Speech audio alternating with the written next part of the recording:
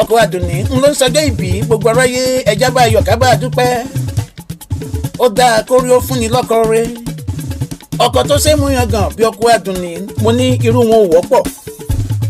ǹlẹ́ o ọmọ lọ́jọ́ ìbí Moses Busayo Ayọ̀túndé afúnilóúnjẹ má wo bẹ́ẹ̀ afúnilásọ má sì règún afúnilówó má sàkọ abinú funfun bí ẹmu bó ti ní connection tó kò jọrọ ẹ lójú torí ó mú olúwa ó sì tún mọ èèyàn.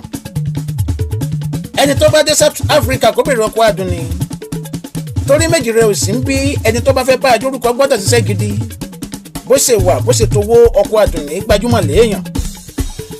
ìtọ́jú tó ń ṣe f'Àdùnní ní gbogbo obìnrin ṣe máa ń ṣàdúrà wípé olúwa ṣerú ọkọ Àdùnní fáwọn ọkọ rẹ tó mọ olúwa ní ẹ̀rí bójú Àdùnní ṣe ń dán tó tún dáni lọ́rùn gbà.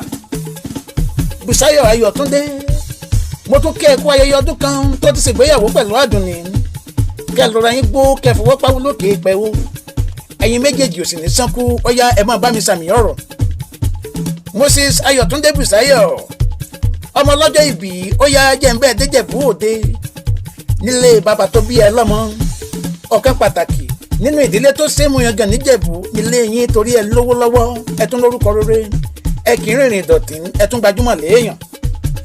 ǹlẹ́ o ọmọ odùbẹ́là ọmọ alábà méjì ńlẹ̀ ọmọ ìtàntẹ́bọ níjẹ̀bú òde ọmọ ewé ń jẹ́ ọmọ àfìdípa ọ̀tẹ̀ mọ́lẹ̀ ọmọ ẹlẹ́wù wọ̀yíwọ̀yí ọmọ ẹlẹ́wù òdo ọmọ alágẹmọ mẹ́rìndínlógún ọmọ ìjẹ̀bú òde ajangbanlura ọmọ ọ̀rọ̀pọ̀ ọmọ olówó ìṣẹ̀ǹbáyé kówó sílẹ̀ ó tó gbòde ọmọ onígbòmọdé ìjẹ̀bú ọmọ onígbòmọwọ̀mọwọ̀.